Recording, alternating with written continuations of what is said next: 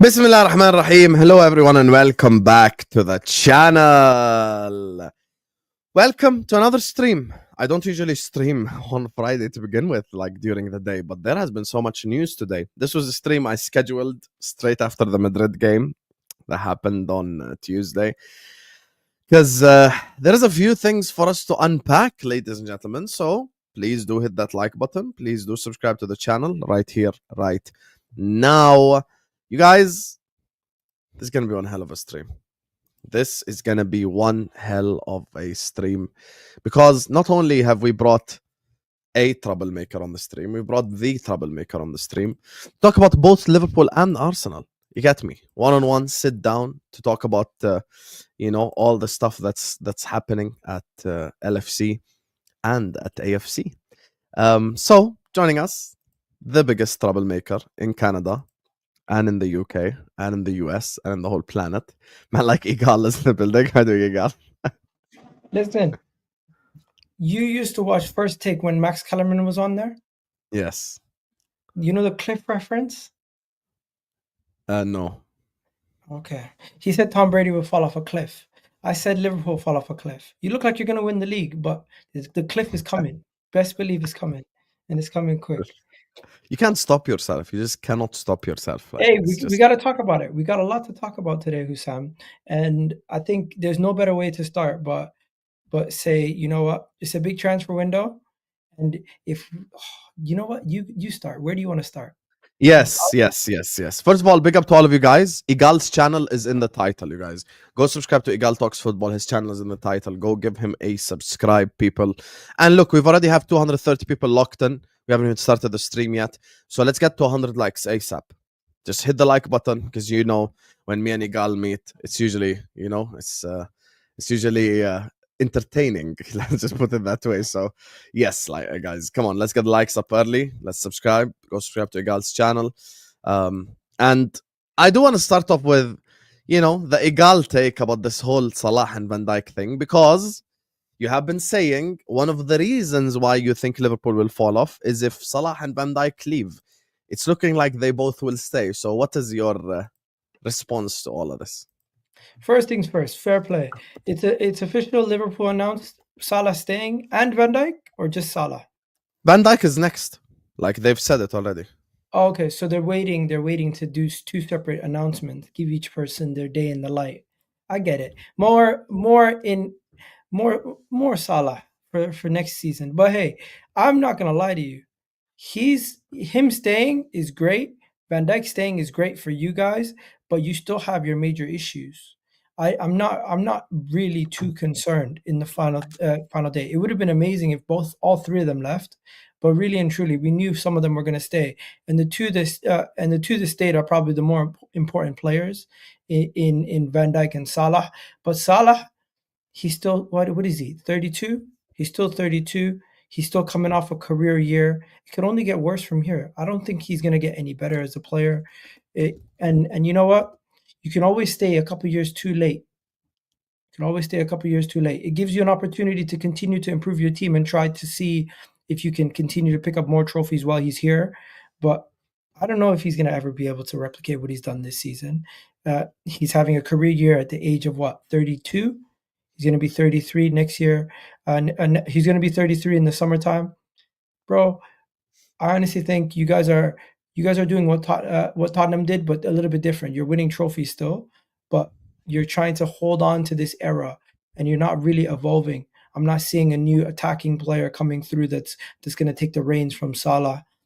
Konate, you have him on the defensive side who can maybe take the reins from Van Dijk, but he's not as good. But Liverpool still have their major issues. It's going to have to be a massive summer for a title-winning side. For people to say it's going to have to be a massive summer for them to go and win it again next year, just goes to show you how much work you guys have to do. Even though you've won the league this year, it's not going to be as easy next year. And I don't think Mo Salah and Van Dijk staying alone is enough for you guys to say we're still going to be in it next year. Egal, why are you coping?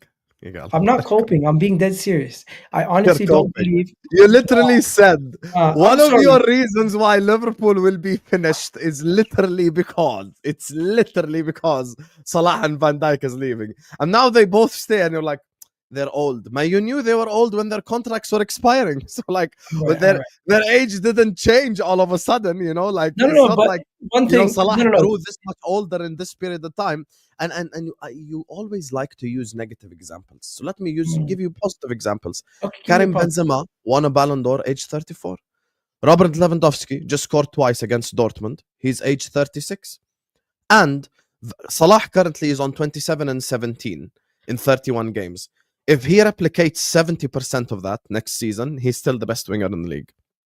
If he scores, if in April he's on 18 goals and 13 assists, he's still one of the best, if not the best winger in the league, because that's 1 GA a game. So that's the thing with this. Like, I do feel you are coping, because the reason why I say you're coping is one of the reasons why you said Liverpool will fall off is them leaving. And now they're both staying, and now you're changing the narrative that they're old, but they were old when their contracts were expiring. And you said that stuff. So now with them staying, you can't come back and say, oh, they're old. But you knew they were old anyway. All right. First things first. I did say fair play. You guys are keeping two of your club legends, and Mo Salah staying. He's trying to come for those. Annoyed at Salah staying. He's trying to come for that goal record. Are you actually annoyed? Be honest. How many years did he stay? Are you annoyed? Be honest. How many years is it? I don't know. 2027, 2 years. 2 years. Okay, so 2 more years. Really and truly, he's not going to break no goal records in 2 years. How do you know? How many goals could he get in 2 years? Which goal? You mean the Shearer one? No, he won't break the Shearer one, but he could get to second past Harry Kane. Okay, fair. So yeah, he's not going to break the Shearer record. I think what's going to happen is you could see a potential situation where Mo Salah now has gotten his new contract, and this season, with the lack of creativity from Trent, and maybe not the same level of, a lot of things could go your way, but I still think you need a lot of work. Your attack has been Mo Salah alone this season, and contract year has helped Liverpool get the league. But next year, when he has a 2-year deal, when he's already gotten that last payday, when he's already knows now in 2 years he's gonna have to find another place to work. I'm not saying he won't be as focused. You know who else says this? Egal Vater, and I'm very disappointed. It's gonna be a problem. Are you actually agreeing with Vater? Think No, before you agree with Vater. I do think we both watch the NBA, and contract season is a major thing. Players do play for their contract. That's different in the NBA. But even if Salah scored half these goals, he would have still got an extension. Look at Partey this season. He's playing for a contract, be it at Arsenal or somewhere else, and he's playing out of his skin for a majority of the games. Now, the thing is, you guys are keeping 2 of your guys, and one of the guys leaving, but you're still now going to need to reinvent your team. Your team is going to need to be reinvented in the sense of Trent was a big part of your creation. If I show you your build-up play, Trent is literally majority of your build-up play. It comes from that right-hand side from Trent, and it goes to Salah, and Salah does his work. Without Trent, you're going to have to re-evolve and find a new way to build up play, find a new either fullback or midfielder to help you build up play. And yeah, but when you mention the NBA, before you go to this whole Trent thing, when you mention the NBA, Salah is not playing for a contract. That's why I told Vater as well, because Vater is the one that first brought this up. And Vater, you should never agree with Vater, because Vater is the biggest fraud on YouTube, like Hamza. Him and Hamza. When you agree with Hamza or Vater, you must question yourself. All right. So with the NBA, those players are playing for contracts. Salah doesn't need to play for a contract. Even if he had 15 and 10, you still would have given him a contract. Even if he had 10 and 10, they would have still signed an extension to him. Like, that's the thing with Salah. He doesn't have to play for a contract. He would have gotten the contract anyway. That's the thing. And the same thing with Virgil van Dijk. Like, they both would have gotten contracts unless they have had like season-ending injuries and they were absolutely crap this season. They were going to get an extension anyway. So it's not like Salah this season had to do this to get a contract, because he's been doing it all year long. Like, he's been doing it since August. So it can't be because of the contract. It's because of his quality, And I could tell you're coping, because I could tell you're really annoyed. No, be honest. I'm not even just annoyed. Just be honest. Say you're annoyed. Say it. No, I'm not annoyed at all. I think Mo Salah staying is great for Liverpool, but it also does a lot of damage to their future.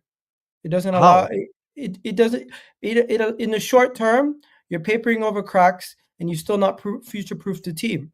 You have a 33-year-old, and however old Van Dijk is, as still your main core guys, and I don't think you've future-proofed the team enough yet.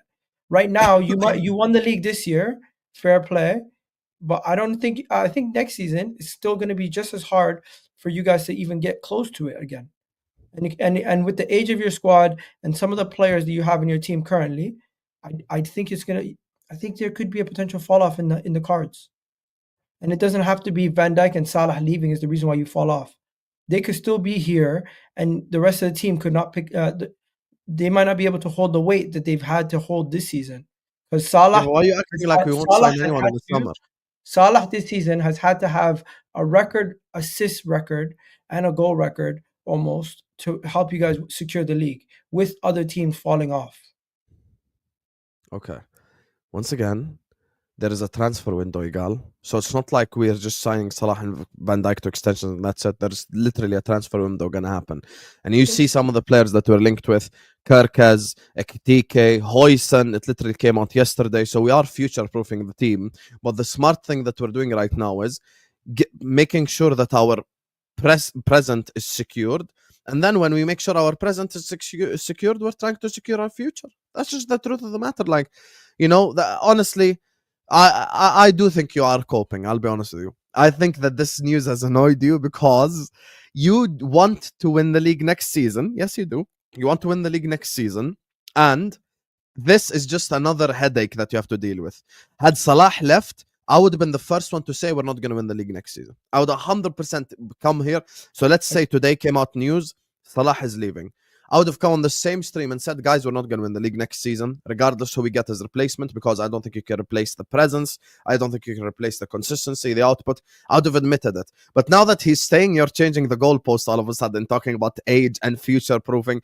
But when we're talking about next season, I'm not necessarily talking about the future next season, because next season is like, the next season is literally in like 5 months, 4 months. So next season is not really like future, So when we keep Salah, worst case scenario is I have now guaranteed top 4 qualification for next season. So now I'm already in the top 4.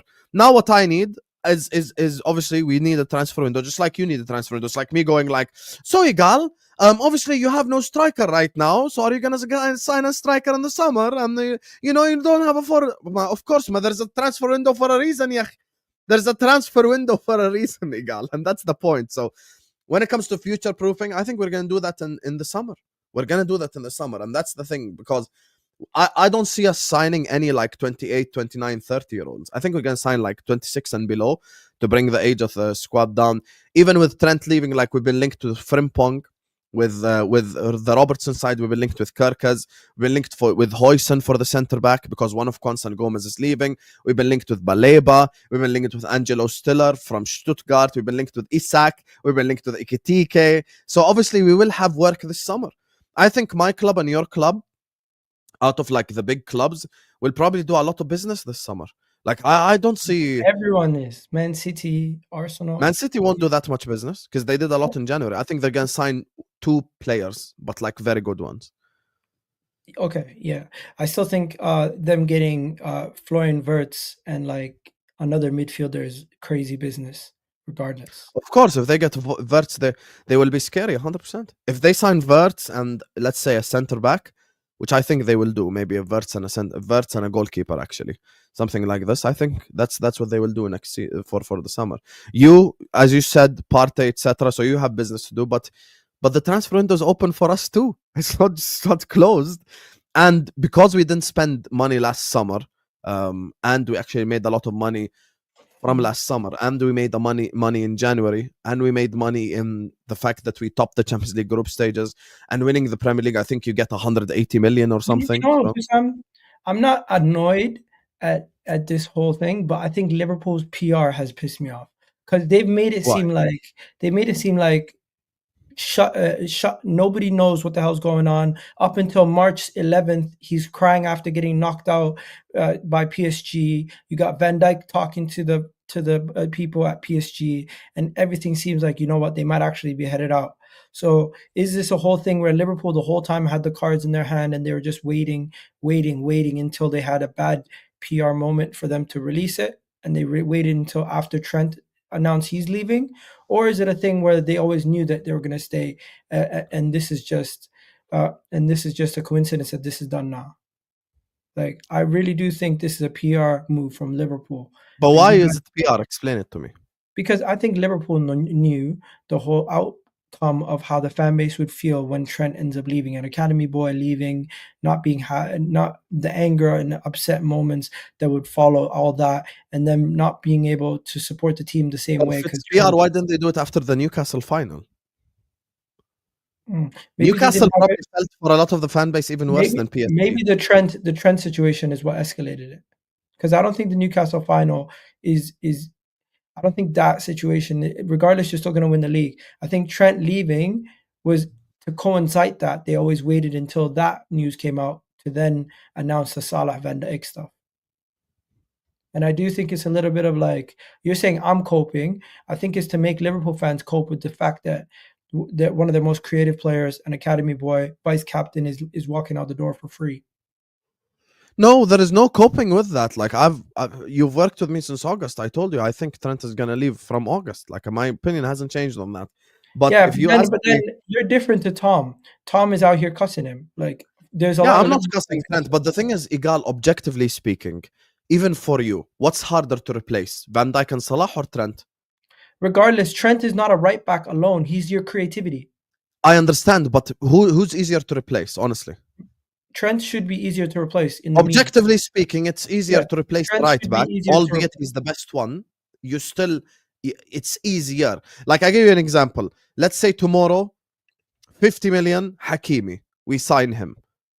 Okay, Hakimi is not Trent. I think Trent is a bit more creative. I think he is a bit more adventurous. I agree with that. But if we get Hakimi for Trent for 50 million, okay, we've replaced What makes you think PSG is going to sell Hakimi? Yeah, I'm giving an example. The problem is with Salah is if I want who replaces Salah output in the world? Mbappe.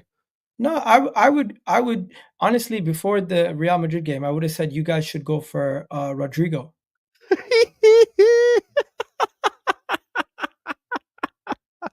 I'm not saying that's not the type of club we are, so that's the thing. Yeah, Chelsea might be that kind of club that try to go for Rodrigo. Chelsea don't go for Rodrigo. Chelsea are signing babies. Oh, fairs. I forgot. Todd Bowley took over. Todd Bowley took over. This is not Roman Abramovich. Todd Bowley's doing the American way. 2 years away from being 2 years away, ladies and gentlemen. That's what we need. Anyways, they signed Wenda. You saw in January. Yeah, I seen what they did, but they do have some young, like 16-year-olds and like 17-year-olds that are up and coming. Forget about Chelsea though. Liverpool. How are you going to future-proof the club? What do you need to future-proof the club? Because in my opinion, I'm looking at Van Dijk and Salah coming in, and I'm like, bro, I still think you're not going to win the league next year. With what you currently have, you need a lot of work. You need to bring in. But why do you say it so like you're saying it so confidently, like you already know what's going to happen in the summer? Even I don't know. I don't think Mo Salah is going to be able to replicate what he did this season. But he doesn't need to replicate because we're going to get a striker. That's the point. Okay. Also, that striker is going to need to come in and you do realize in like almost 30 games, Jota, Nunes, Diaz have combined like for 4 goals. That's fucked up. Mikel Merino has more goals than that in that time. Yes, yeah, he does. In 2025, he does have more open play goals. Yeah, 100%. All right. So, Husam, this is how when you're talking about replicate output, so what happens, because you're mentioning worst case scenario, so I'll ask you about best case scenario. So best case scenario for Liverpool. If Newcastle don't get top 4, we sign Isak because you've pivoted to Jokeres. So what if we sign I don't think Liverpool have the facilities to go sign Isak and get the stuff they did. Because I think you need to get more business done than spending 150 on one player. I think Liverpool as a club will not spend 150, maybe even 120 on Isak when you have to go and address left back, right back, more creativity in the midfield and striker, and potentially another left winger. Personally, I think if Liverpool spend 120 million on Isak, it could cause more detriment to what they need to get done this window. Okay, I'll give you another scenario. What if we sign Osimhen 50 million then? We've been linked to him last week. If you sign Osimhen, I want to see. So you're saying Salah won't replicate his output, right? He's on 27 goals. Let's say next season, at this point in time in the season, he's on 18 goals. Okay? I've removed 10 goals. He's on 18 goals. So let's say he's on 18 goals next season, but instead of Nunes Jota, I have Osimhen. I still need to see who's going to be your creativity. Salah himself. Assists. Are you saying Salah is? But Salah doesn't build up play. Salah doesn't grab the ball from deep. What I'm talking about is who's going to be the build-up play. Because now you're talking about right back. We've been linked with Frimpong. from Leverkusen. Frimpong is the worst player Liverpool Football Club could sign, Husam, and let me explain why. If you Why? sign Frimpong, he is now going to be playing as a right winger, and Mo Salah is going to be the one that's going to have to cross the ball from deep and be the one who's deep away from the goal. You're going to have a right back who's closer to goal than Mo Salah. Do you want that? I understand that he plays right wing back for Leverkusen, but I do think that he can improve defensively. That's not difficult. Trent has improved. Why would you get a right back who's worse defensively at Trent and less creative and more of a goal scorer? No, Frimpong is quite creative. I would say Frimpong is creative. I would say Frimpong would be taking up a lot of the spaces that Mo Salah would be taking up. But regardless, even if it's not Frimpong, even if it's like Vanderson from Monaco or whoever, like whichever right back we get, I do think that, obviously we can't replace Trent's playmaking, but we can replace his, how can I say this? We can replace him with someone who is also an attacking fullback, like someone who could offer that. I think Liverpool also need to improve not only your left side. Zirkzee is proper. Whatever you get on your left side is going to be good because there's a lot of good proper left back you can get. You could even get Robinson from Fulham. Yeah, that's another thing because Robertson doesn't create. So now if I get Zirkzee, I create more. Yeah, so that is also. And we've been linked with Sharky. That could help your creativity, but I do think a left winger and another midfielder that can add more creativity would help because I don't think Szoboszlai, as much as he's helped you win the league this year, let's be honest, more creativity in that midfield will be needed with Trent leaving. Yeah, I agree. That's why we're linked to Sharky as well. 20 million. Sharky, I view him more as a left winger, don't you? No, he can play. He could play 10. He could play on the wing. I think he could play in the 10 easily in the Premier League. All right, fair. Turkey is a quality player, and I'm surprised more people aren't interested in him. But he looks like a quality player. Xavi Simons, I'm seeing in the chat. That's another guy we're linked with. Yeah, that guy's a baller. I think he's the. You know how people rate what's it called? Morgan Rogers. He's like a better version of Morgan Rogers. No, I like Xavi Simons. I just doubt how much how much he's gonna cost. 80 million on Simmons. Higo Teke for what? 70 million. No, Ektik is gonna cost 50. 50. Okay. Yeah. This is the same team that sold. How much did they sell Man City Marmoush? 60. So yeah, he's gonna go for less than 60. Yeah, but Marmoush is literally the 4th top goal scorer in the Bundesliga, even though he left in January. Yeah. Hey, Ekitike, my thing about Ekitike is he has all the raw minerals to show that he's a quality player. But my question about him is he also has a little bit of that Darwin Núñez in him, where he misses one-on-ones quite often. Oh, no, the one that has the Darwin Núñez in him is Benjamin Sesko. That's the Darwin Núñez. You think so? Yeah, hell yeah. If you sign Sesko in the summer instead of like Gyökeres or Isak, I'm gonna celebrate because I know you ain't getting shit. You guys get Higo, we're getting Gyökeres. I think Gyökeres is gonna be sorted. That's gonna be who we're gonna go for. I hope Newcastle don't make top 4 so we can sign Isak. That's what I hope. I think even if they get top 4, even if they don't get top 5, they'll have Europa League football, and Isak will still stay. Isak ain't trying to play Europa League football, Egal. You know this. It's not about the football. It's about the football club. The football club doesn't need to sell. They're in a situation where Arsenal, anybody comes up to them for 150 to 120 million, they might be then looking. If they don't make top 4, they can't ask for 150. I think they will sell at 120. They don't need to sell. Their owners are very wealthy, and they have not spent money like that over the last year. They can go and splash the cash and still have Isak, still have Bruno G, still have Botman. Bro, I don't think you understand. Isak is unattainable for a lot of teams unless you're willing to spend ridiculous money. Yeah, that's what I'm saying. 120 million. I think if you and plus, remember, Newcastle are interested in some of our players. Them 120 million today, they will say we want 150. Yeah, but we won't start the bidding at 120. Plus, remember, Newcastle do like some of our players as well. They wanted Kwanzaa, they wanted Gomez, they wanted Elliott. We could use all of them as well and money to get Isak. We could use swap deals rarely happen in football. But I know they rarely happen in football. But if Newcastle wants Kwanzaa and we go like, okay, we're gonna send you Kwanzaa and money for Isak, and Isak wants to leave, then there's nothing they can do. I don't think he wants to leave. I think But you're saying that he wants to play Champions League football. First of all, I think Champions League football for Newcastle is sorted. I don't think you guys realize they're 2 games behind, level on points with the team that's in 5th or right now, I think, if I'm not mistaken. If Mhm. you check, let me double check. But they're like 2 games behind with like 1 point behind 5th. They're gonna get it. They're one of the more informed teams. They don't have any other competitions that they're playing in. Chelsea's playing in the Conference League. Aston Villa's playing in the Champions League. Man City's still in the FA Cup. And who else is there that's competing with them? Nottingham Forest. I think Nottingham Forest look shaky now too, off the back of that game versus Aston Villa. So I could see Newcastle easily making top 4, and even if they don't, I think everyone just needs to get through their heads that Newcastle are not in a position where they have to sell the player. Newcastle are not in a position where financially they need to make any sales, and unless you're coming to them spending whatever they tell you the valuation is, you're not going to get the player for any cheaper than that. I And they've understand said where you're on coming numerous from, but occasions. but I understand where you're coming from, but you didn't hear my point. I'm saying, okay, this is what I'm saying. I'm saying right now, Isak wants to leave Newcastle. What can No, Newcastle I do? don't think he does. I'm saying if they don't make Champions League football, because we don't know yet.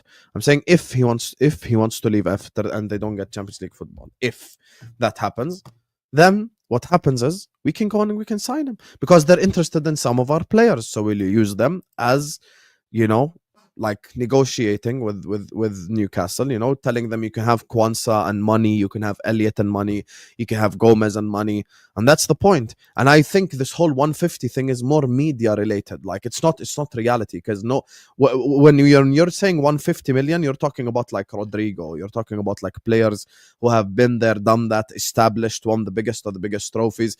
Think about it this way: for Excuse me? 150 million, you could sign. Okay, this is me being objective. 150 million, you can sign Osimhen for 50. You can sign Kerkez for 40. You can sign, like, we can get Ekitike for 50. That's 3 players for the price of 1. So I don't Yeah. think the 150 That's thing why is I think realistic. Liverpool won't do it. Yeah, but once again, if your question is future proofing the club, then even if we sign Ekitike, we have future proof the club because he's young. Fair. But my And point there's is, your guy as well. We've been linked with Jonathan David. That's another one. Jonathan David's a bum. I don't think he's that good. Oh, there you are. I don't think he's that good. I think if you sign Jonathan David, he's a backup. He's going to be your Yeah, we next. can sign him as backup. That's what I mean. He's your next. What do you call it? Origi. That's what you're going to use him as, because he's not a starter. He's not starter caliber. I don't think he's even starter caliber at like West Ham. Origi He is a Champions League winner and a Premier League winner. Big up No, Origi. but I'm saying like I don't think Jonathan David's on that level where he can No, start no, every. I don't think he should be the starter, but if he's backup, I wouldn't mind. Yeah. So my main thing is it's not a Liverpool thing only, bro. I don't think any club right now is gonna prize Isak away if they do get Champions League football. And even if they don't, I think Newcastle are gonna be very reluctant to sell their prized asset unless there's like a year remaining on his contract, which they could still get ridiculous money a year from now. So Isak is still gonna be there and thereabouts. And if they get Europa League football, bro, Newcastle could win the Europa League. Yes, but all I'm Newcastle's saying better than is all the teams in the Alexander Europa Isak League. does not want to play Europa League football because he views himself as a Champions League player. So you're talking about worst case scenario. That's your Best opinion, case bro. scenario. No, that's not my opinion. That's been reported. Isak, the reason why we say we want Newcastle to not make top 5, and it's the same with the Arsenal fans, is because it gives us a chance of signing Isak. Why? Because Isak might want to leave if they don't have Champions League. You know what? I'm happy Arsenal have moved away from the Isak conversations because I think we're disillusioning ourselves to think that one, Newcastle would even sell even if they don't get Champions League football. Because I don't think the player is going to hand in a transfer request. I think he is already Why? built. Why? I think he's already building a legacy at Newcastle, winning them a first trophy in 50 years. Come on, And man. if Building a he has an legacy at opportunity, Newcastle. Come on, yeah, Egal. bro. I Come think you're on. mistaken, bro. Newcastle right now have the capabilities to overtake the likes of. You think Isak grew up in Sweden watching Newcastle? No, no, Why are you no. being so No, no, but unobjective? I'm Like, saying he has the opportunity to build a legacy and overtake the likes of Tottenham at Newcastle. Newcastle could build on what they have this season and have a solidified top 4 Champions League side.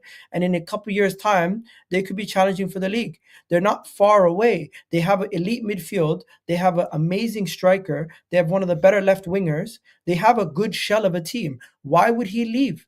Even if Liverpool won, even though Liverpool won the league and he's coming to Liverpool, I'm not gonna lie to you. I'm looking at him and I'm saying to myself, why would I go and just up and leave to go to Arsenal or Liverpool right now without Because Arsenal them? and Liverpool can win league titles. Because Arsenal and Liverpool can win Champions Leagues. But Newcastle the thing can. is, Newcastle can offer him the same wages or even better with the guarantee that he's. But this is not about wages. This is about winning.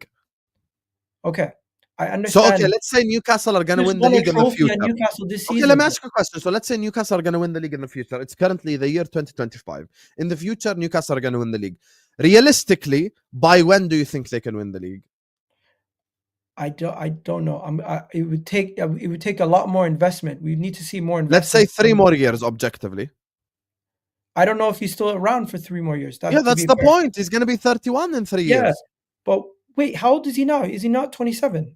He's 28, I swear. Let me check. Okay. My point is.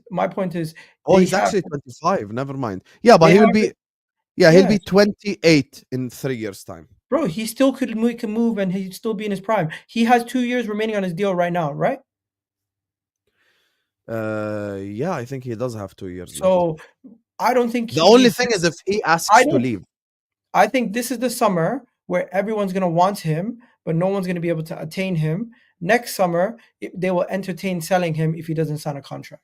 I am not disagreeing with you if they make Champions League. If they don't make Champions League, even if they don't, I don't think if they don't, I think he'll request to leave. Newcastle's ownership is the richest ownership in football. There's no need to sell your prized asset.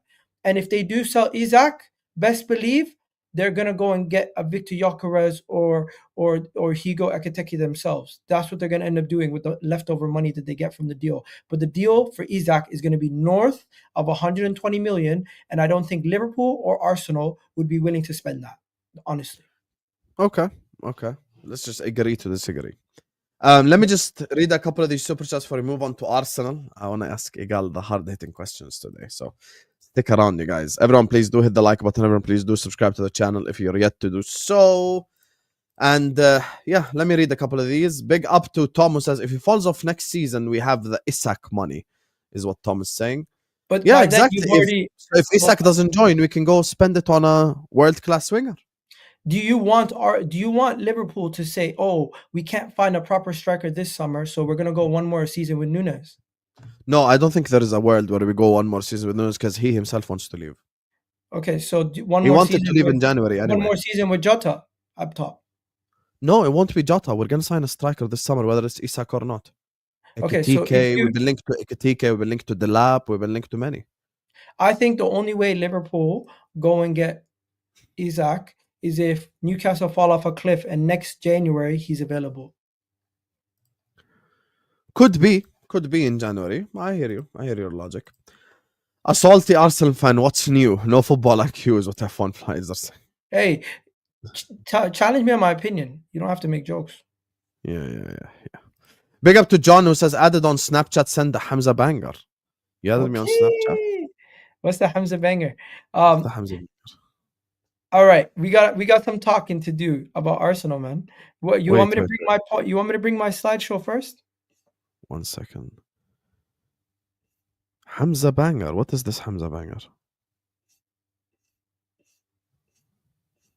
His name is Hamza. John, I swear if this is not funny, I'm gonna cook you.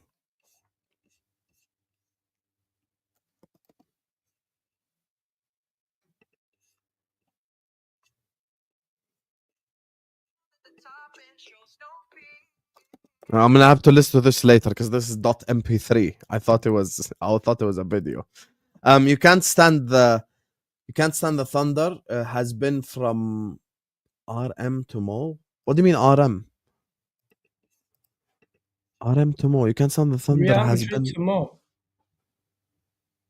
I don't understand what you mean, Tom. I apologize. What is he talking about? Big up to Tom Goldsworth, who says our nerds don't go for Sambi or Fabi. Berta mid is what Tom Goldsworth is saying. Fair. Excuse me, you've made some bad signings before too. I don't know why is he acting like Liverpool don't make bad signings.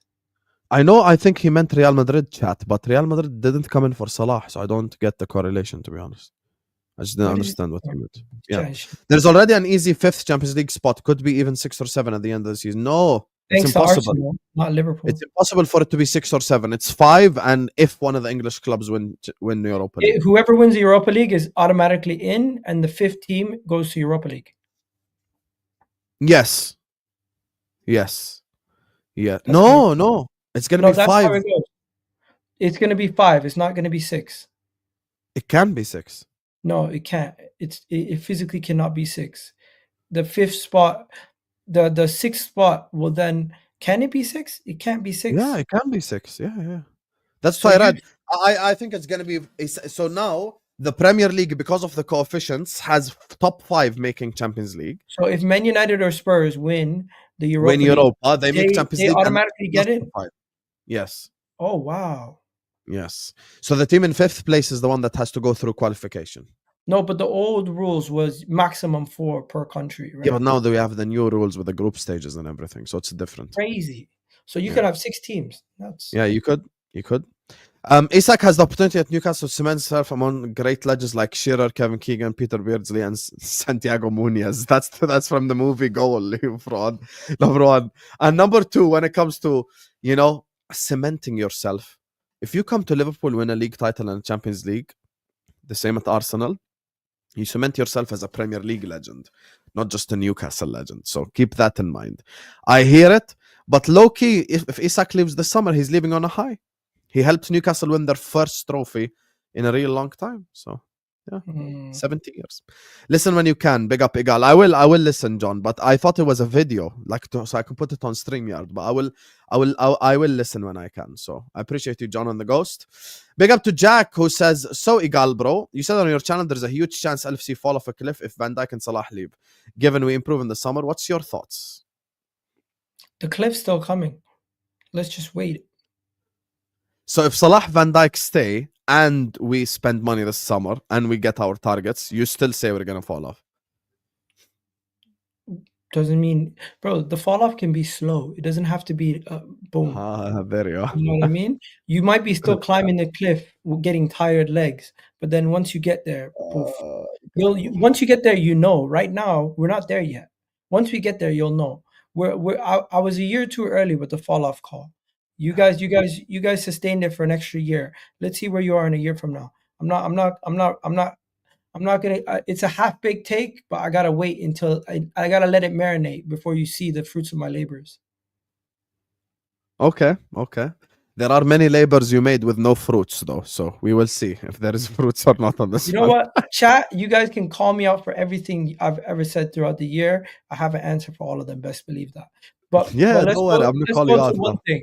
I've never said Mo Salah is not a great player. I've never said Van Dijk's not a great player. Yeah, I know you haven't said here. Mo Salah this season has been carrying Liverpool to this league title, and I don't know if he can do it again at the age of 33. Why do you say the word carrying so easy? No, because when you score and assist, like what is it, 70% or 60% of your goals as a football club, that is a carry job. You can't deny that.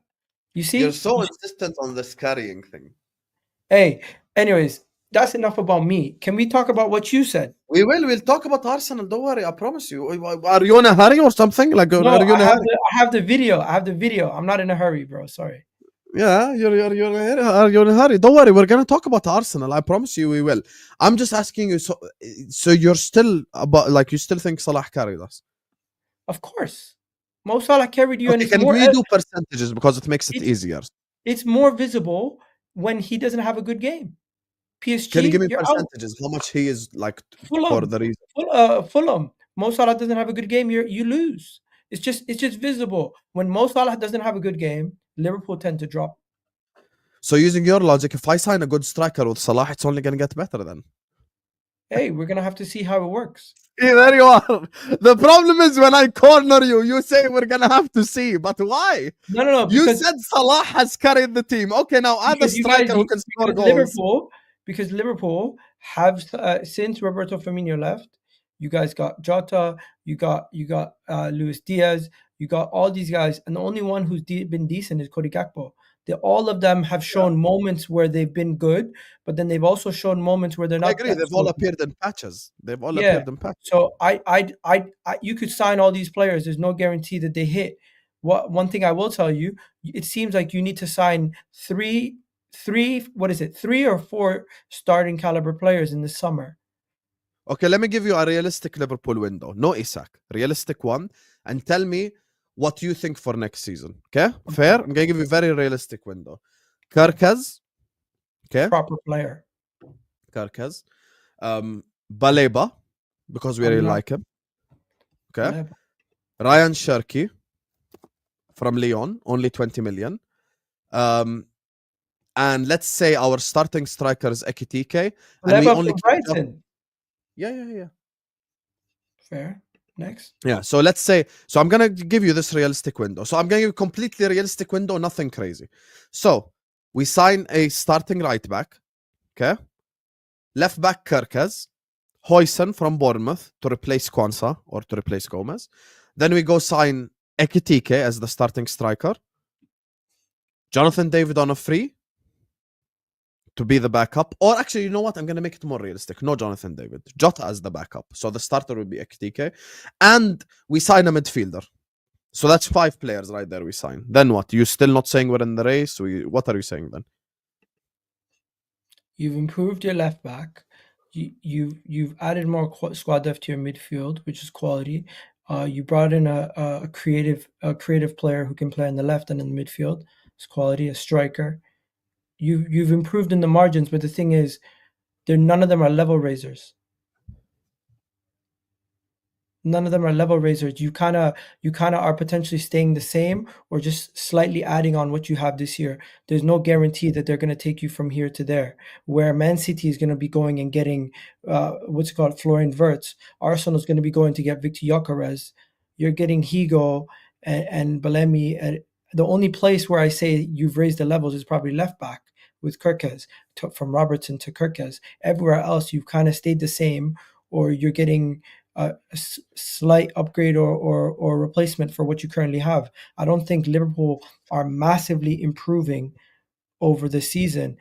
You could actually see that bringing in all these players could kind of set you back because you're shifting out a bunch of the players. Definitely won't set us back. No. Anyone Hear me out. Anyone is an upgrade on Nunes, even if you were playing up top. Similar to how it took your midfield and a year to get themselves sorted. Yeah, but when you said midfield rotation, that's literally what we need. We just need someone to rotate, to rest Gravenberg every now and then. So everything goes wrong for everyone but Arsenal. Yep. That's no. logic. I'm not saying that. I'm giving you the case. I'm giving you the scenarios. Why are you getting mad? Yeah, but you're giving most negative scenario for us and most positive for you. Fine. Bro, I could easily tell you what if Gyökeres is the next Nunes and he flops. Then what? What if Gyökeres is the next Nunes, the man who scored 40 goals in the last two seasons?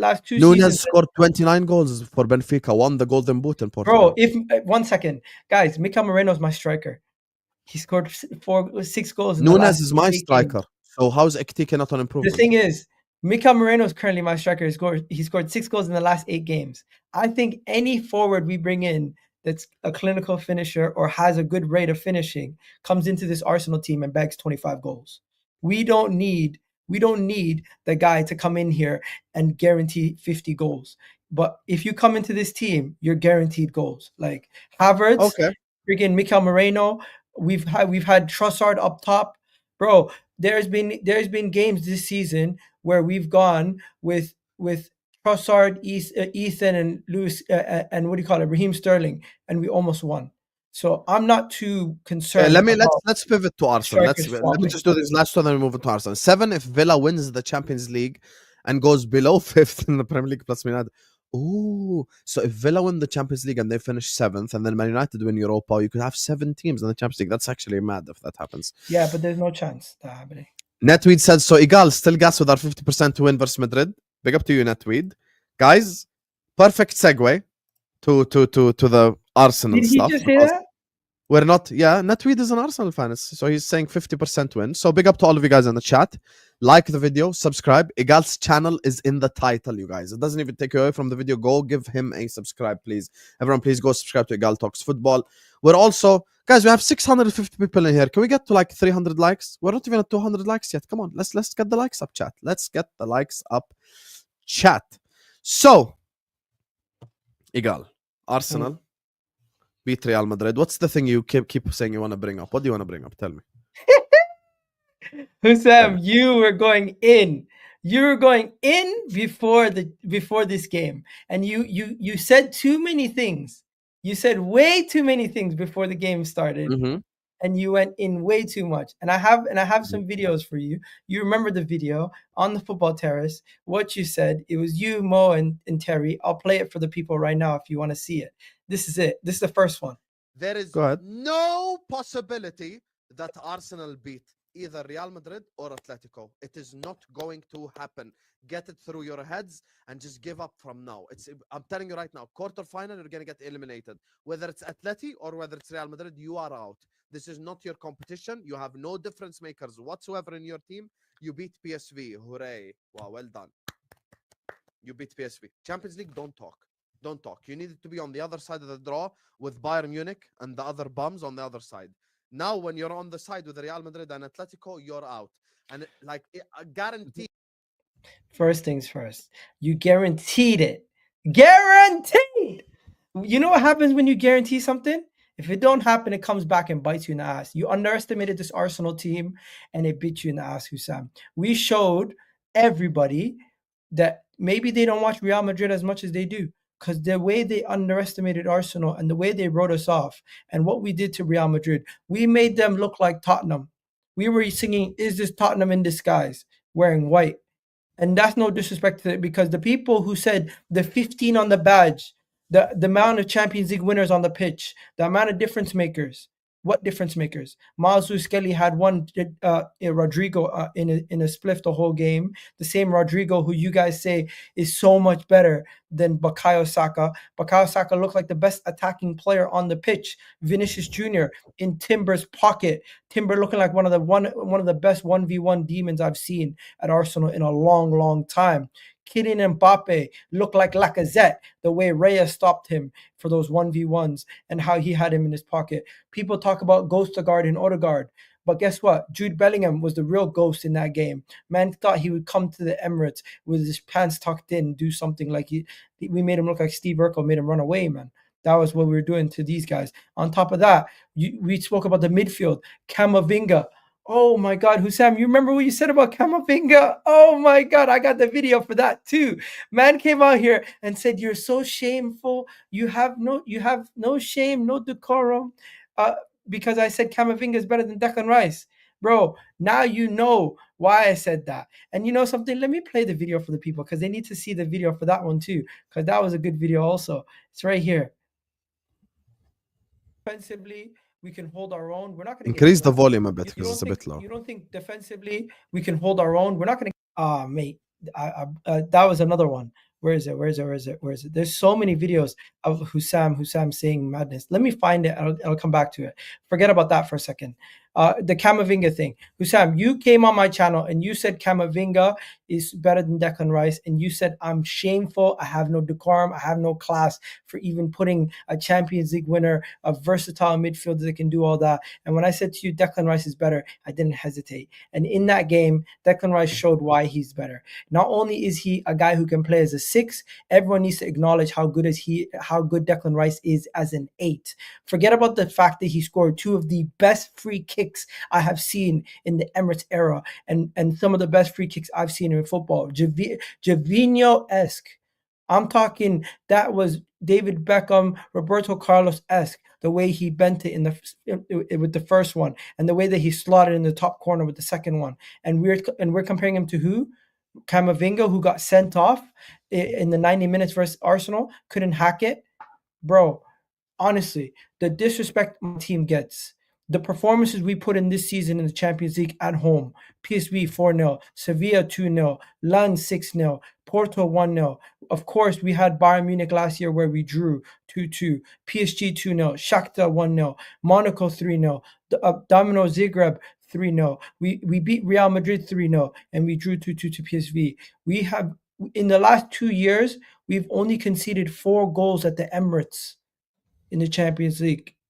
There's so much to be said, Husam, but I want to get some words out of you before I continue, because I got so much to talk about. First of all, you get me. Guys in the chat, this is a lifetime lesson. There's a reason why you don't undermine other people's achievements. And there's a reason why you don't talk shit about other teams when they're doing well. Because then when it comes back to bite you in the ass, you will regret it, as Egal is about to regret it now. So don't interrupt me, because I didn't interrupt you. Guys, this is Husam using Egal's logic against him. The only reason why Arsenal beat Real Madrid is because Mendy was injured and Carvajal was injured and Militao was injured and Carvajal was injured, and it's because Tchouaméni was suspended. The only reason why Arsenal beat Real Madrid 3-0 is because Real Madrid had all those injuries and so much adversity coming their way. So that's the reason why they beat them 3-0. And actually, guys, have you noticed? This is the weakest Champions League ever. 6-time Champions League Liverpool winner. Liverpool have been knocked out. Manchester City, who won the Champions League 2 years ago and are Premier League champions, were knocked out because of this new format. Bayern Munich now have a relegated championship manager in Vincent Kompany managing them. Borussia Dortmund, who are 8th in the Bundesliga, are currently in a Champions League quarterfinal. Guys, can you believe Aston Villa are in the quarterfinal of the Champions League after beating Club Brugge? This is the weakest Champions League ever. And that's the reason why Arsenal are currently going to go to the semi-final. This is the weakest Champions League I have ever seen in my life. There's no Liverpool, there's no Man City. Imagine instead of having Chelsea represent England, we have Aston Villa representing England. Chelsea went away to the Allianz and they won. They won at the Allianz against Bayern Munich. Didier Drogba, now they have Nicholas Jackson. This is the worst Champions League I have seen in my life. And that's the reason why Arsenal are beating Madrid 3-0. It's the injuries, it's the adversity, and it's the fact that this is the worst Champions League ever. Egal, that's what you said all Premier League season long. And now I'm going to use that against you.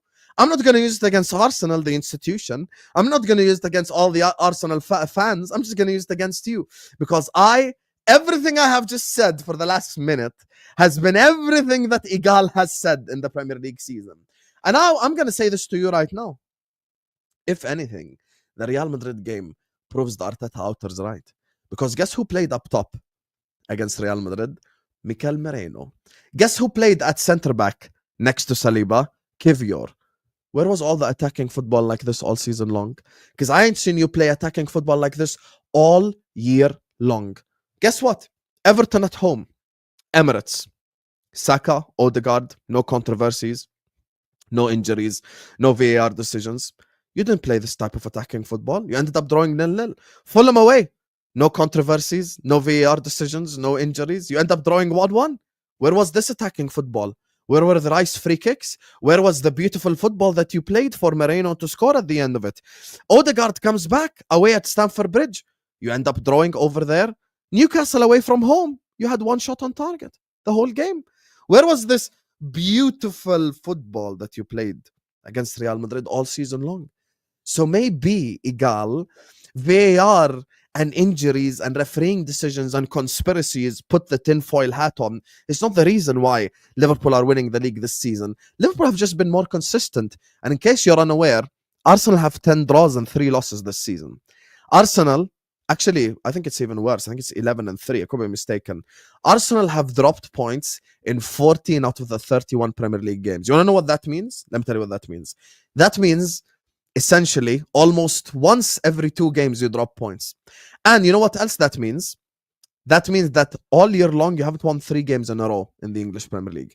So that's the reason why you haven't won the Premier League title. That's the reason why you aren't the Premier League champion. Because when I used your energy in the Premier League against you in the Champions League, you started smiling because you knew what I was doing, because it come back to bite you in the ass. Because everything that you said in the Premier League, I said to you, but with Champions League, weakest Champions League ever, injuries. They didn't have Carvajal, he's a Ballon d'Or nominee.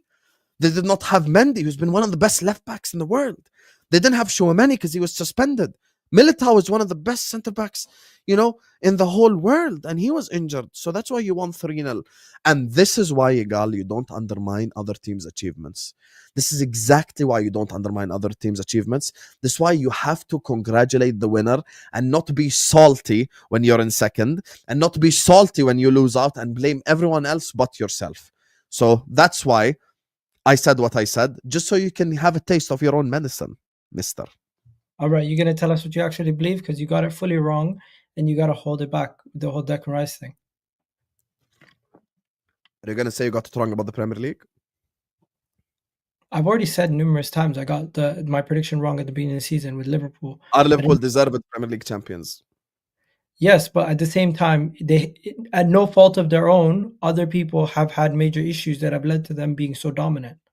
Like, And you know what? I'm going to do something right here. I'm going to thank Liverpool because Liverpool this season, doing what they've done, has maybe shown Arsenal what our errors of the ways are this year, and we're going to do what needs to be done this summer to right those wrongs. Because I do think there's some wrongs this season. One, you could talk about the rotation, but I don't think you can compare Everton, Newcastle, and all these other teams to Real Madrid. Real Madrid can't defend. Real Madrid can't defend. Their defensive weaknesses are visible. No wonder they're crying on their knees for William Saliba. You can't get him, by the way. But the reason why they're so bad is because they can't defend. They think they're gonna come. We're gonna go to their ground and they're gonna score 4 past us. The thing is, we know how to defend. Even with Kivior, we've shown we have the defensive capabilities to keep big teams, from battering us. And we've played Liverpool, we've played Man City, we've played all these other teams, we played Bayern Munich. They don't score too many goals versus us. Nobody has scored more than 2 goals versus Arsenal since 2023. And Arsenal have not gotten a battering since, if I'm not mistaken, since Man City in the title challenge in that 2023-2022 season.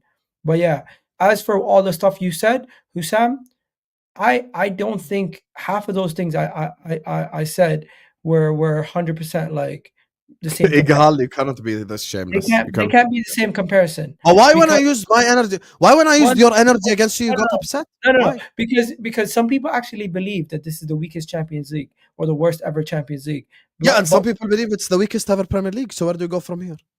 I think both are wrong. But when I say Liverpool have been underwhelming, Arsenal have not been underwhelming in the Champions League. Arsenal have been one of the best teams in the competition. And if I just show you guys the amount of great performances we've had, we've lost 1 game this whole competition. We have dropped points in 2 games in this whole competition. Before Fulham, we lost 1 game the whole Premier League as well. We've only lost 3 games. Whatever applies to you in the UCL applies to us. We've only lost 3 games in the Premier League this season. The difference between Arsenal and Liverpool is the attacking third. Mo Salah is one of the biggest differences. Number 1. You already told us the 4 differences. VAR, injuries, PGMOL. Yeah, bro. Fuck the referees. So that's why you beat Madrid then. Forget the referees. Injuries wise, in this game, we had no. I'm applying your energy to you. Why you have no response? 1 second. Real Madrid, yes, they had injuries, but even though they had injuries, we had equal amount of injuries. We had injuries throughout our defense. We had injuries in our attack. Who? Gabriel, Havertz, Jesus. If I'm not mistaken. No. Don't mention all the backup players, starters. So who? Havertz and Gabriel. Havertz, Gabriel. Yeah, that's it. Done. Don't add anyone else. Okay. Wait, you don't want to include anybody else because what? No, I'm not trying to include any backup player. Militao is a starter. Chouameni is a starter. Carvajal is a starter. Mendy is a starter. That's 4 starters. Meaning Madrid had double your injuries. Okay. So aren't Madrid supposed to be considered this superior team to Arsenal based on what? Aren't Arsenal supposed to be considered the superior team to Liverpool? But you can't run with that narrative specifically yourself. I'm using your logic against you, and you're irritated. Why? But you specifically can't run with that narrative because you yourself. Forget about my opinion. I can tell you my honest opinion, but that's not the point. We're here to use Egal's energy against him. Okay. Everything that you said about me in the Premier League, I applied to you in the Champions League. And you're irritated. That's why you don't undermine other people's achievements. I don't think you can run that narrative in the Champions League, which is a 2-legged knockout competition compared to. But it wasn't a 2-legged knockout competition when you're mentioning the games you're mentioning. Atalanta was in the group stages. Inter Milan was in the group stages. Yeah, I'm telling you, we've not played bad at all for majority of the competition. We've done well. We've not played bad at all for majority of the Premier League. So now what? I understand that. So do you understand now the logic? Do you Husam, understand whatever you will say the about your reason, club in the Champions League applies to my club in the Premier League? And that's why when you come up here and you say PGMOL, VAR, referees, injuries, if I apply the same to you, you get me. You just can't have a Husam, response to that. I have always said recent as of recent, if you haven't heard anything I've said, I've always said Mhm. Liverpool, at no fault of their own, have been fortunate this season because of Arsenal and Man City's situations. And you Okay, can wait there. Arsenal, because of no fault of their own, have been very fortunate with a draw because they drew an easier team than we did, even though we finished top of the Champions League group stages, and they faced Real Madrid with injuries to 4 starters. Go ahead. also, okay, if we're going to talk about the stuff that you said we were lucky to be on No, that side. forget what I said. I'm using your logic. Why you have no response? Okay, You said Liverpool to no injuries, to no fault of their own, have been fortunate. Okay, Arsenal in the Champions League to no fault of their own have been fortunate. Now it's what? not. One second, it's not our fault that you're not capable of beating PSG, though. It's not my fault you're incapable of beating Everton and Fulham and West Ham and Man United and Chelsea. Once again, that's why you're laughing. I'm applying your energy to you. So is it That's my fault you can't beat all of these teams? Husam, there's one thing you need to remember. There has been moments where I've said you deserve it, but I still think these factors are factors in why Arsenal did not win the league. It's not that Liverpool are so superior to Arsenal. The gap between Arsenal and Liverpool is so close that these injuries and little things have definitely led to Arsenal not winning. I swear to you, if you had Mo Salah out for the same amount of time Bukayo Saka was out, forget about anybody else, you would not be in the position you're in today. That's a fact. Okay, and Madrid had 4 injuries to their starters. If you had 4 injuries to your Yeah. starters, you wouldn't have beaten them. Okay. How many of those guys are the water carriers? Oh, really? Mendy's their starting left back. Okay, so they're starting left Mendy's back. their starting left back. starting right Militao back. is a Champions League winning centre back who has played finals. Carvajal is a Ballon d'Or nominee, and Chouameni has probably been their best midfielder this season. So now what? Chouameni got suspended, so that's not an injury. Are we going to count But suspension? it's fortunate, right? Okay, yeah, that is fortunate. Okay, so it's fair either enough. one of two things, Egal. Either you're going to be wrong and strong and drown, or you're going to be objective and go like, I am shameless when it comes to the Premier League, but let me be honest, Liverpool are just a lot better and they deserve it. It's not about luck. It's not about PGMOL. It's reality. This is why I said it's easier to win the Champions League than it is to win the league. I think it's easier to win the Champions League than it is to win the league. And the reason why it's easier to win the Champions League, it's a two-legged tie. Things can go your way. And to be fair, I think versus Real Madrid, it has gone our way the same way it's gone your way this season in the league versus Liverpool. Okay? But you know what I say? Can I tell you what I say? This is my opinion. This is my opinion without using Egal's energy. No, but 1 second. But Liverpool deserve to win the Premier League, and Arsenal deserve to beat Real Madrid despite of their injuries because you outplayed them because they had 11 shots on target. They had no threat other than that one Mbappe shot. So me, I keep my energy consistent, but you don't. Okay, it's two different things though. Wow! But everything you said, I just applied to you, you fraud. You're talking about fortune. Okay, by definition. One second. No. Let me speak. By definition, is the Champions League draw fortune or not fortune? Is it luck or not luck? This season, the Champions League draw is very, very much down to fortune. Thank you. Hold up. It was either me or Barcelona to face PSG, or I could have been on the other side facing Benfica and then Dortmund. So how's that not fortune? But guess what? Sometimes what you think is unfortunate turns out to be fortunate, because I didn't think facing Real Madrid would be beneficial to Arsenal, but based on the current form of Real Madrid, you are missing the point. But based on the current form of Real Madrid you're facing, Liverpool in the Premier League applies to you in the Champions League. You were fortunate with the draw because you got in the round of 16 the shittest team that you could have possibly gotten other than Club Brugge.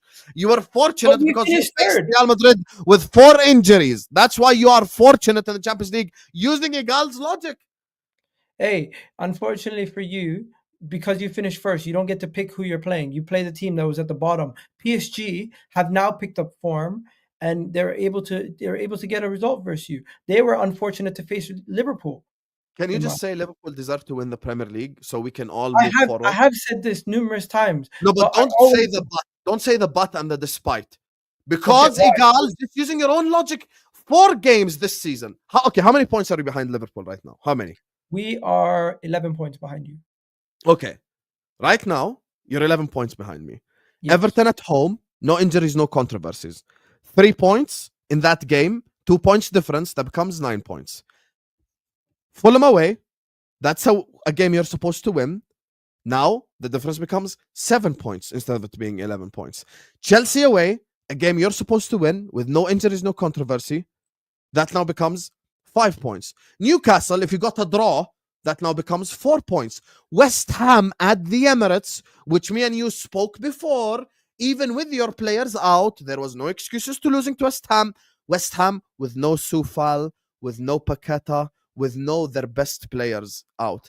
Manchester United away at Old Trafford, we spoke before that game. There was no excuse because they had no Amad Diallo, they had no Lisandro Martinez, they didn't have 2 of their best players, and they're considerably worse than you are.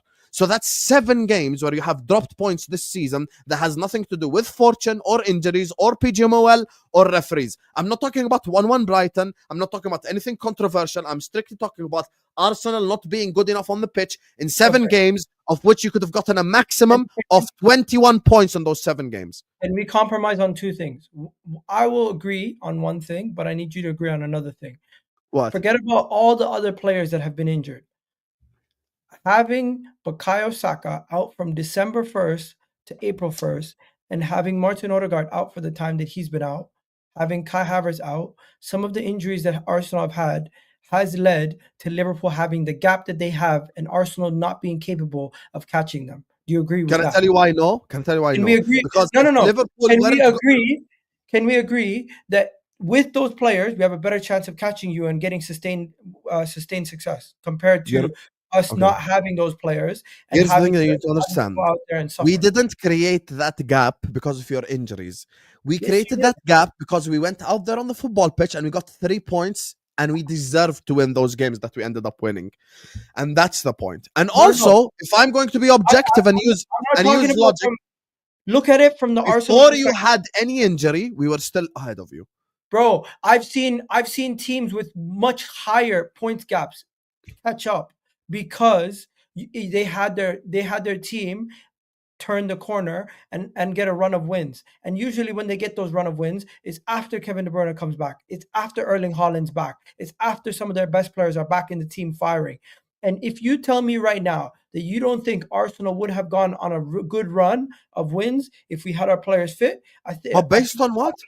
Based on the last 2 seasons. The last 2 seasons when we had some of our best players. Yeah, but this season when you've had your players fit, you haven't went on runs. Bro, you have not won 3 games in a row all Premier League season, Egal. Don't be delusional. We won 3 games in a row multiple times. You didn't win 3 games in a row in the Premier League.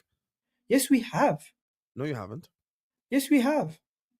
No, you haven't. I could go pull it up for you right now. I think what you're mistaken is that there's been games in the Champions League or something in between or in other competition that make it look worse. But even then, when we beat Man City and Leicester, we had games we had the Europa League, we had the League Cup in between, but we definitely won like 5 games at that point.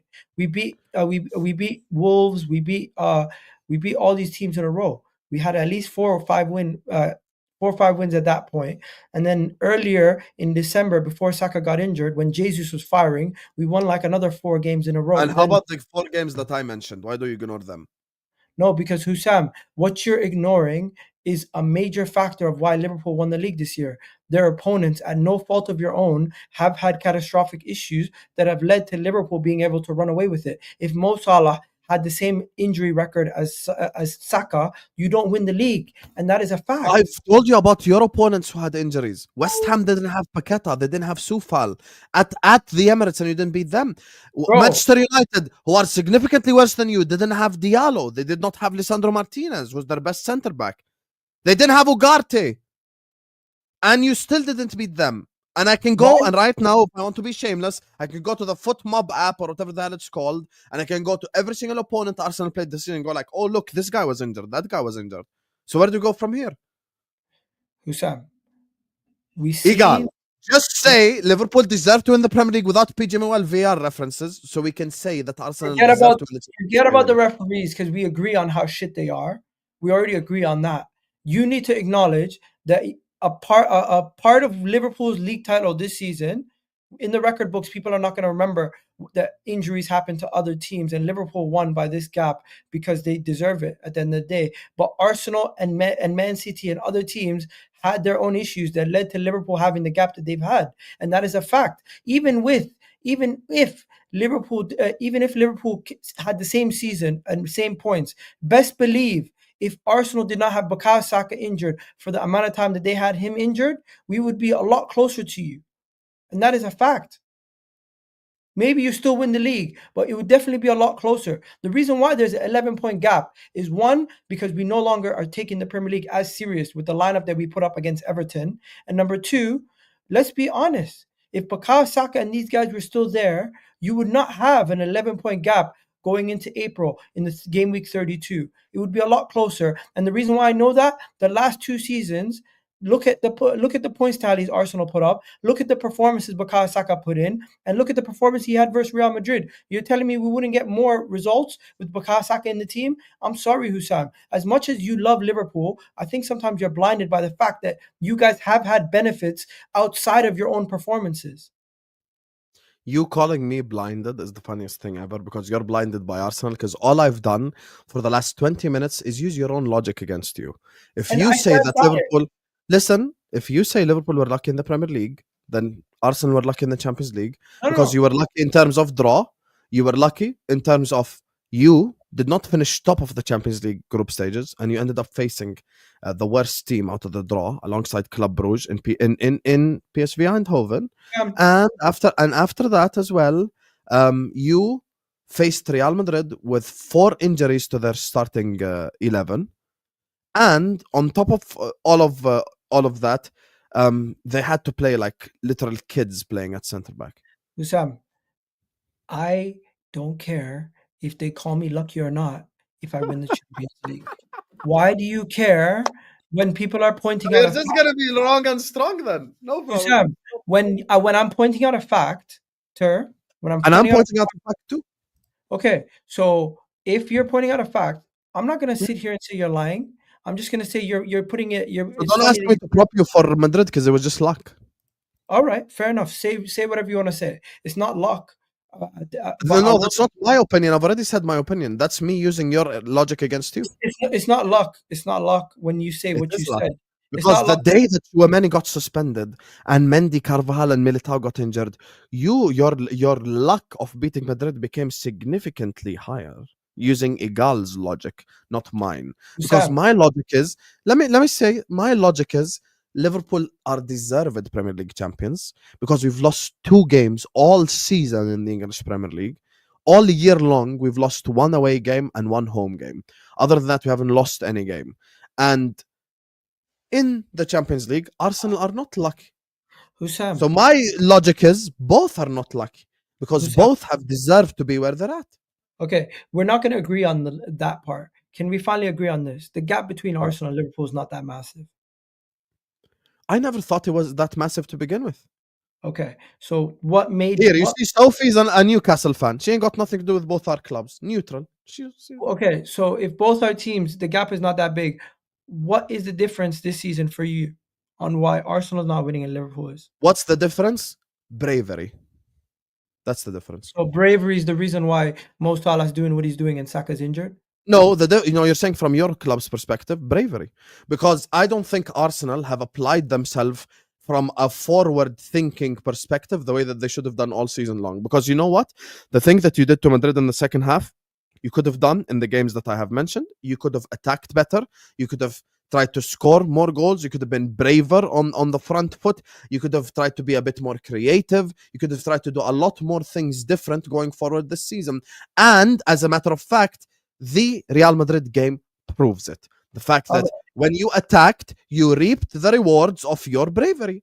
And that's my point. You know what else it showed? It showed Arteta's a great manager, and also that Arsenal, when we face a team that is going to attack us and give us space, we can rip them apart, like we did versus Man City, like we did versus PSV. Newcastle attacked you. No, they didn't. They attacked in spurts. They defended for majority of the game after they got the 1-0 lead. They gave you space to counterattack. You didn't use it. No. The 3 games we faced Newcastle this season have been I'm not talking about the 3 games. Talking strictly Prem here. Don't change competition. in the Strictly Premier League. In the Premier League, when we faced them the first game, Newcastle defended after they scored the 1 lead. In the second game, when are we talking about the cups now? Or Everton at home, Fulham away. Fulham Okay. weren't that defensive. Everton definitely defended for their life. They didn't really come and attack us. I know they had 2 Didn't give banks us of space. 4. So I think But you should have still won that game because at the Emirates. I think the reason why we're incapable of breaking these teams down is 2 things. One, due to not having the right personnel in the forward lines, and number 1, and the most But you had important no thing. injuries in those games. Which ones? The Everton game. Everton at home, you had the full fit team. Fulham away, full fit team. Chelsea away, who attacked you, fully fit team. And Newcastle away, fully fit team. And no controversies either. Hey, for those specific games, Husam, I left those games, underwhelmed by our offensive performances. So I do agree with you there. But just because I agree with you there doesn't mean my point doesn't hold any weight. Okay, you've had 11 draws this season, right? Yes. The reason why I said the word You've had bravery. 7. You've had 7. Yeah, I know. But the reason why I said bravery when it comes to to Arsenal specifically is if you attacked more, okay, maybe you'd have lost 3 of the 11. Maybe you'd have lost 4 of the 11. But guess what? 3 points is better than 1. 1 win is better than 3 draws. Fair. But then we also have to look at the losses. You can't lose too many games in these title races. Yeah, you lost 3, we lost 2, so it's not that big of a deal, like in terms of difference. The difference between the 2 of us is our attack. That's why I believe Arsenal go get a striker and get a forward, a left winger. Fair. But now let's get out of this world where you're talking about things in hypotheticals of how I see things in Egal's perspective. Okay, let's bring it back to something else. I'm just going to say this. Arsenal beat Real Madrid. It's one of our biggest nights. And I do find a lot of people are going to find ways to bring it down. Same way a lot of people are going to find ways to bring down Liverpool's league title. Now, I'm not trying to bring down Liverpool's league title. I do think you deserve it. I've said you that have been all season long. I do think you deserve it. And I said to you on your stream, you deserve it, regardless what Man City or Arsenal do at this point. And I do think if Arsenal go and beat Real Madrid in the second leg, which I think we will, and we get to the semi-final. Do you think the tie is over? Yeah, I think the tie is done. I think it's going to be very difficult for anybody to score 3 goals past us and keep us to 0 when their defense is that weak. Real Madrid's defense is really weak, and it does make sense when they have a lot of injuries in their defense. Arsenal now are going to be facing either PSG or Aston Villa. I would rather face PSG. They give us more space.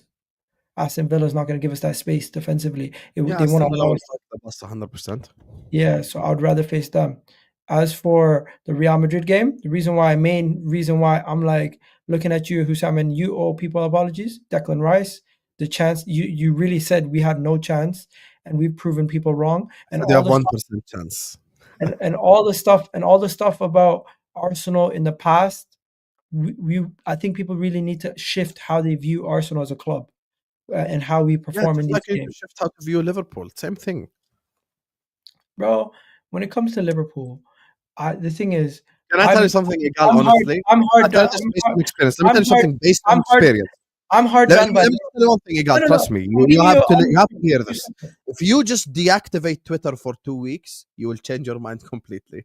Because when I deactivated Twitter, and I start doing content full time and I stop interacting on Twitter, I just stopped doing Player FC, I stopped doing Mane this player that.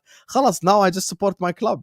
The problem is with Twitter is because you're on it all the time talking about Liverpool, and 3/4 of the time there's Liverpool fans in your mentions and in your ads because you're talking about us 24/7. You can't give us credit just because of that mindset. That's the problem. I'm disillusioned by the fact that I thought this was going to be our year. And you guys are going to go on to win it. Fair play. I respect that. Just say that from the start.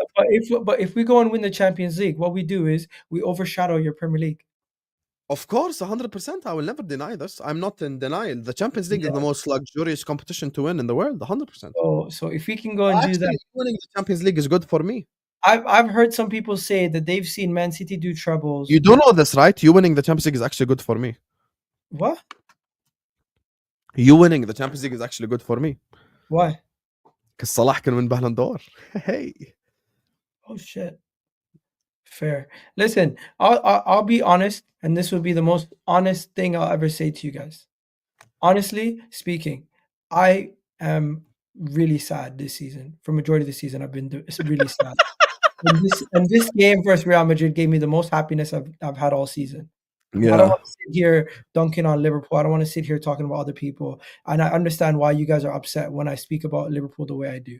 So Thank in honest truth, you guys do deserve it, but thank from my perspective as a fan, I'm gonna look at it from my perspective, and that's why I say what I say, 'cause I'm looking at it from my perspective on why I didn't win. I'm giving myself excuses on and outs for why my team is not doing what they're supposed to do, and it really hurts because, bro, how are we doing this for 2 years, back-to-back years versus Man City, and we come this close? We go versus Liverpool, and it's like, we can do it. Man City's no longer here, and we don't do it. Bro, it puts a tear in my eye. It makes me sad, and it's just like, it is what it is. And you know what? If we can go and win the Champions League, it'll make me happy. I broke Egal, chat. He finally said the truth. Guys, I knew if there was anyone to take down Egal, it had to be Husam. I'm telling you right now. Did you guys, we heard something that we haven't heard all year long. The guy was like, you know what? I'm just giving myself excuses. I broke him. I love it. Finally, 11th April 2025. Finally, we get the true reality of what Egal is taking. Big up Hussam, chat. Guys, if after all of this you haven't yet liked the video, you are a fraud. I'll be honest with you. You're a complete fraud. This doesn't just deserve a like. This deserves like, super duper mick like. You get me? Let's get to 300 likes ASAP, chat. I can't believe he just say that. I fully broke him. I love it. I broke him. It's like I'm just giving myself excuses, you know. Hey, Roberto, we got some work to do, buddy. Let's get to the shorts, mate. You get me? We have some work to do. Finally, we got there after fucking Yeah. 8 months of dealing with Egal. It takes you talking about that Real Madrid game in that way for me to see it's not fair what I was saying sometimes. I get it. I get it. But hey, it is a social media world you're in, and people just say mad things all day. I've seen Jonathan Morley saying what he said about Arsenal, and it's like I kind of then see how crazy I look at times. Because that guy looked nuts, the way that he was like cussing Arsenal fans, calling them mugs for winning a game versus Real Madrid. Like, as a football fan, you need to be happy. And when you guys beat Tottenham in the Champions League, best believe I was smiling. When you guys won, when you guys, what do you call it, have been doing what you guys were doing versus Man City, I was actually rooting for you guys. For the longest time you've known me, I was saying I want Liverpool to win over Man City. So this season, going head to head versus Liverpool, it brings something out of you. It makes you not want to speak about them in a nice way because they're taking something that's nice that you want from you. And if somebody's taking something from you, you're gonna want to take something from them, or you're gonna be, or some people are the bigger man. But fair play. Honestly, 90% of the time, people disagree with me is because I'm being salty, and that's the reality. And I'll be honest, I'm very salty because Liverpool are about to take something that I feel like I had some level of entitlement going into the season where I'm like, if it's not Man City, it's me, and we deserve it. We've done it for the last 2 years. How dare these guys think that they can overtake us? We've been better than them for the last 2 years. You even hear people say Arsenal's just a better club right now than Liverpool. But hey, the reason why I think I keep talking about falling off, you can't sustain the level that Mo Salah has sustained for this long and think it's just going to continue to go. But he's just defying logic. And I do think Arsenal's next up. I do think my team is going to dominate in the future. And people call me delusional.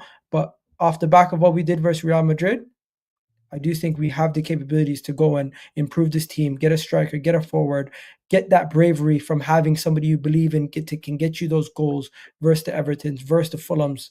And the reason why we struggle versus a lot of these teams, because bro, show Arsenal a mid-low block in a Premier League midweek game or weekend when we're struggling to finish you off in the last 20, 30 minutes, you're going to end up getting a draw. That's just how it is. We don't have the finishing ability to go and get a draw. But face Liverpool, face Man City, face Real Madrid, face Barcelona in the Champions League final, I have confidence. But face Aston Villa, Newcastle midweek, and right now with what we have, it worries me. It worries me. Listen, best case scenario for me would be like Arsenal versus Inter Milan final. No, then I can't. Inter Milan, too good defensively. I need Yeah, but I don't Barcelona. want Barca in the final just because I want Salah to win Ballon d'Or. I need Barca in the final because Who I are have the a Ballon d'Or nominees? Rafinha, Yamal. So if they get knocked out, that's good for me. You got Harry Kane, so him getting knocked out is good. You got Dembele, so him getting knocked out is good. And you got Mbappe, so him getting knocked out is good. And Vinny. So yeah, I would have a better chance of winning the Champions League versus Barcelona than I would Inter. I agree with you, but I'm just talking from a selfish perspective. So yeah. And plus now that I said, listen, Arsenal have humbled me, khalas, I don't need to do any more apologies or anything. Anyway, No, let's just read this. but Go you on, never go on. said it when I was on stream. Camavinga, at least you gotta admit that. You gotta admit to take No, that no, on. here's the thing. One game doesn't change my perspective, but I did say I will never say Caicedo's better than Rice now.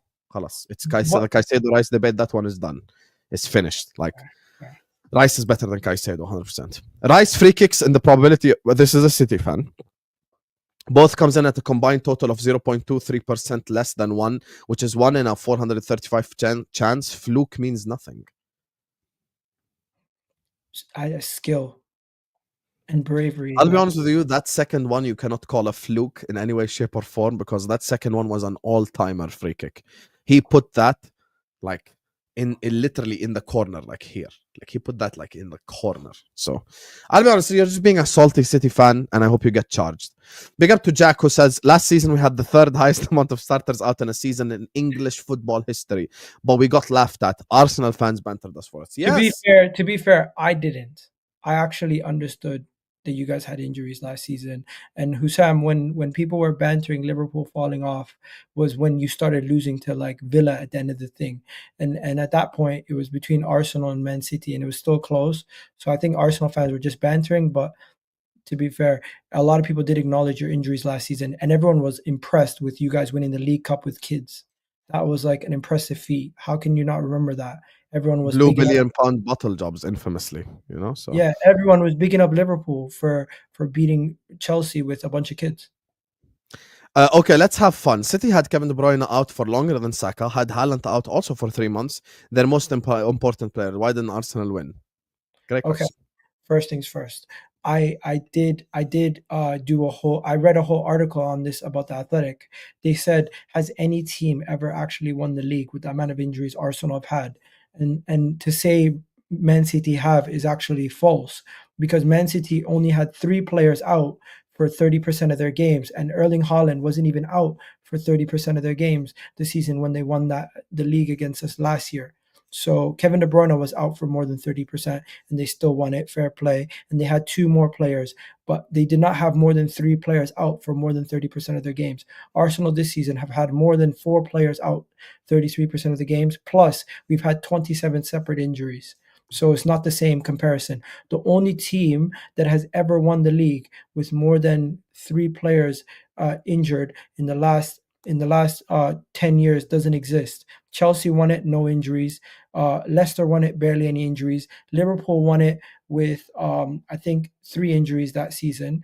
Matip was one of them, and Milner missed a bunch of games, but you still won it. And then yeah, so this whole thing about Erling Haaland and Van Dijk being out, you can have 2 players in and out of the side, but if the rest of your squad is still there, you're gonna win it. And that's just the honest truth. Let's not banter here. The reality is Arsenal and Man City this season have had a lot of injuries, and that's not the main reason why Liverpool are winning the league, but it is one of the main reasons why those teams are not looking as good as they usually are. Bro, stop arguing with the bozos. Let them lift. We beat the Real Madrid trophy end of the season and be happy, is what Sam is saying. Fair enough, Sam. Fair enough. Khalas, this was before we got the real Egal, you get me? The guy is shameless, trying to tell himself that you don't deserve this league. Arsenal fans just delude themselves that they're the best, to the point that they have to come up with excuses, which he at the end admitted were excuses, but we finally got there. No, I did what League Honor and Jez and Kenny and Dan Potts couldn't do all year long. Just 1 hour talking to Egal, honest conversations, and look. See, I was just get me this get me. I just did the buzzer beater. I did what Steph does on a game by game basis for the Warriors. That's what I did. 1 second. I have said numerous times you deserve the league, though. It's just the problem is I can't. No, what you said at the end, you haven't said all year long. That's why the whole chat was clapping for you. So, One person in the chat was like, "You're doing Somalia proud." She's a Somali Liverpool fan as well, so she was just so happy. Somalia Like finally we got there. I can't lie, Husam is 100% right. Kalma Egal is what Kali Gunnar is saying. You get me? Big up to you. Shame on Liverpool to lose against Arsenal in the Champions League. Sad. You are a Manchester United fan who has just drawn away to Lyon. Why are you talking to two Champions League participants? You're literally in 13th. You won't even have a passport next season. So, yeah. Egal is treating Husam like a Catholic priest. I can't lie, when you sent this, I would start laughing baked. Like, that's just, like he's actually telling me his true inner feelings. I love it. I absolutely love it. You get me? So we finally got there. I love it. Only thing Arsenal fans dominate is mental illness. That would be the United fan base.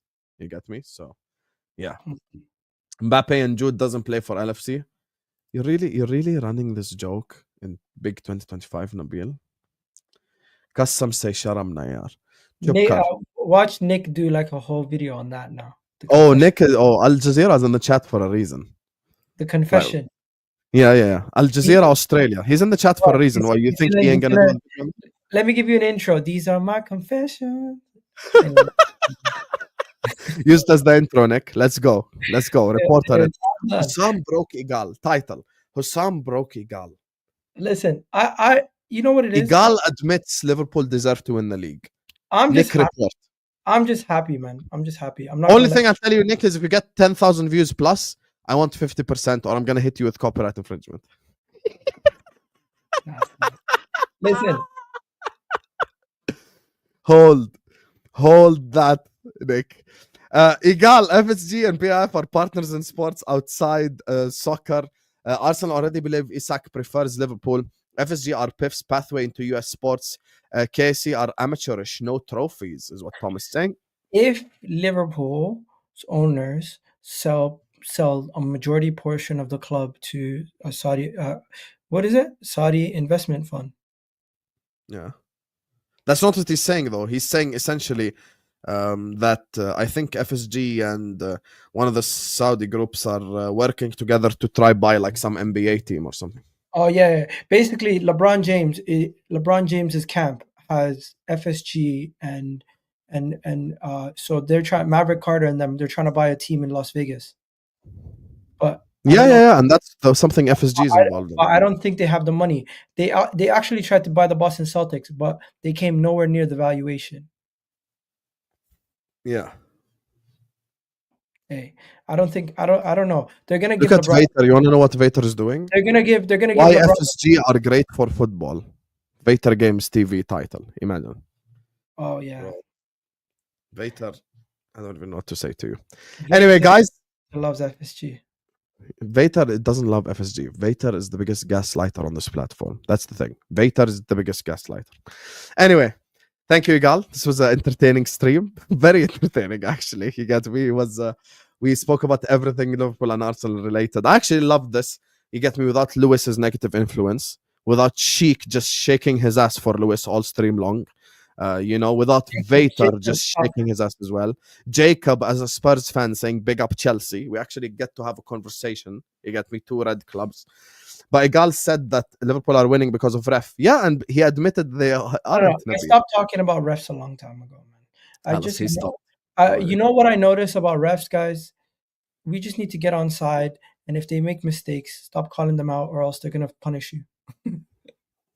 Exactly. Listen, we got there at the end. Can Egal please sing "Blue is the color"? I think I was on that stream, or I was watching that stream. That was the bet you made with Jem, right? Yeah. Jem. Should never listen to Jem. Anyone who has his hair looking like a makeup brush should never trust it. Pineapple, yeah. Makeup brush, same thing. Close enough, to be fair. Regardless, shout out to Jem and shout out to you, Tims. Thank you for the super chat. Listen, that was just a bet. What can we do? It happens, guys. It is. People think I'm a Chelsea fan now because of that. That's crazy. Yeah, that ain't crazy. That's just a bet. You lost a bet. That's nothing mad. You get me, Lil Tims. You are the biggest gaslighting fraud in the chats as well. Hey, Husam, you never answered the question. Can Arsenal win the Champions League? Yeah, you can, of course. 100% you can. What's the odds now? From 0 to what?